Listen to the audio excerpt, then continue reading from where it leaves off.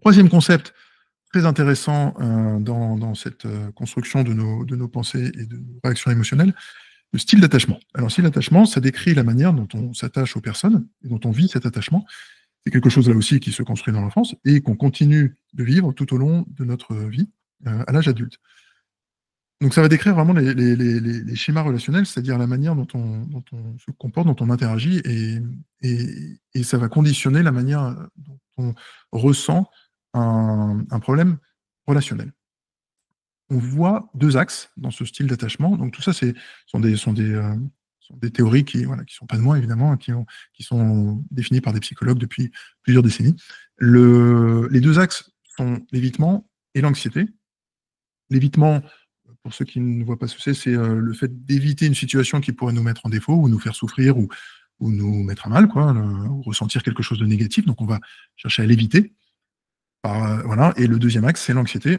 L'anxiété, c'est plutôt de subir la situation, de subir l'émotion négative et donc de s'inquiéter. On va prendre, puisqu'on est dans l'attachement, on va prendre un exemple très simple. Si jamais je suis dans une relation qui va pas bien, une situation voilà, un peu conflictuelle ou, où je risque de me faire quitter, bah, si j'évite, bah, je vais plutôt me soustraire, je vais me retirer de la situation et je vais fuir d'une manière ou d'une autre.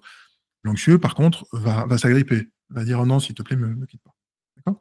Et donc, dans ces deux axes, on distingue quatre cadrans. Le premier, en bas à gauche, sécure, c'est un mauvais anglais, mais voilà, quelqu'un qui est sécurisé dans son style d'attachement, c'est-à-dire que ça va bien, il n'est pas très élevé ni en évitement ni en anxiété. Globalement, ça va bien.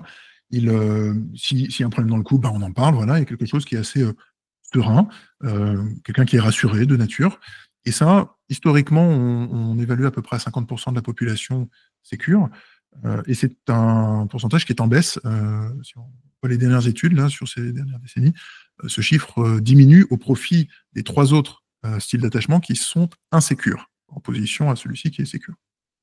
Alors, le premier insécure, c'est l'évitant. L'évitant, comme on disait tout à l'heure, il va fuir. Donc, bah, ça peut être par exemple si je suis dans une situation délicate et inconfortable et qui me met à mal ou qui me fait peur peut-être d'un point de vue d'attachement, bah, je peux par exemple bah, fuir. Soit c'est typiquement rester tout seul. Donc, je préfère vivre seul que de me mettre dans une relation, m'attacher et risquer de souffrir.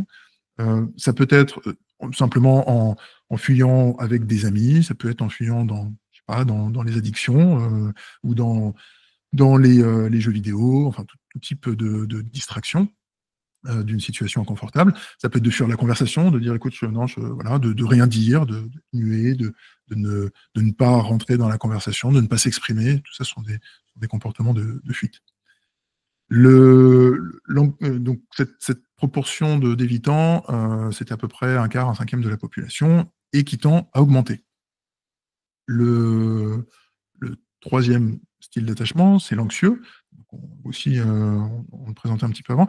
L'anxieux est quelqu'un qui souffre d'une situation et sa souffrance va l'amener à s'attacher. Donc il va subir sa souffrance, il va réclamer l'autre personne, il va pleurer, il va vouloir que la personne reste, il va s'agripper. On voit un peu cette image de quelqu'un qui est agrippé à la cheville de l'autre, qui voilà, comme un boulet. Et voilà, c'est ce type de réaction qu'on dit anxieux. L'anxieux a peur, il vit de l'anxiété, hein, réellement, littéralement. Donc il a peur de la rupture, il l'appréhende. Et il l'appréhende mal. Et l'anxieux va typiquement être jaloux, il va pouvoir exprimer de la jalousie. Voilà. L'évitant, lui, sa jalousie, il ne la vit pas. Il va trouver une tangente pour ne pas la ressentir. L'anxieux la ressent et il en souffre. L'anxiété, un peu moins historiquement que l'évitant, a tendance à être stable. Et peut-être un commentaire entre les deux, qui est pour le coup de moi, mais peut-être que l'évitant augmente en proportion par le fait qu'aujourd'hui, on a des moyens d'évitement qui sont de plus en plus variés et presque socialement acceptés. Donc, l'évitement, ça peut être par les écrans, donc les abonnements illimités à Netflix, ça peut être par la pornographie, hyper accessible, ça peut éventuellement être par des applis de rencontre. Donc quelqu'un voilà, qui sent que la relation tourne au vinaigre, bah, il préfère partir le premier et il s'inscrit directement sur une application de rencontre voilà, pour éviter d'y penser, et voilà, il est parti le premier, et comme ça lui évite de se confronter à la douleur. Donc toutes ces solutions, peut-être, rendent bah, les gens plus possiblement évitants, et fournir en tout cas des outils pour éviter. Et le dernier type, qui est un petit peu plus compliqué, qui s'appelle désorganisé, donc où là, c'est pas tellement qu'on a les 2 tout le temps ensemble, mais plutôt le désorganisé aura toujours, un type, par défaut, donc il sera plutôt évitant ou plutôt anxieux de nature, mais il pourra quand même, passer de l'un à l'autre assez rapidement. C'est-à-dire qu'il est capable d'être, évitant, de dire: «Bah, tu sais quoi? Oui, tu as raison, si ça te plaît pas, tant pis», voilà, et puis de revenir, alors des fois c'est 5 minutes plus tard, des fois c'est quelques jours plus tard, mais de revenir en disant: «Non mais attends, c'est trop bête et tout, on te rends compte tout ce qu'on avait et tout, on s'aime et tout, on s'accroche, on va y arriver» et cetera, et puis juste après dire, plein d'insultes, et puis envoyer valser la vaisselle, et partir, vous voyez? Et cette alternance en fait, caractérise le style désorganisé. Mais ce style, donc il est minoritaire, mais il est en forte augmentation ces dernières années.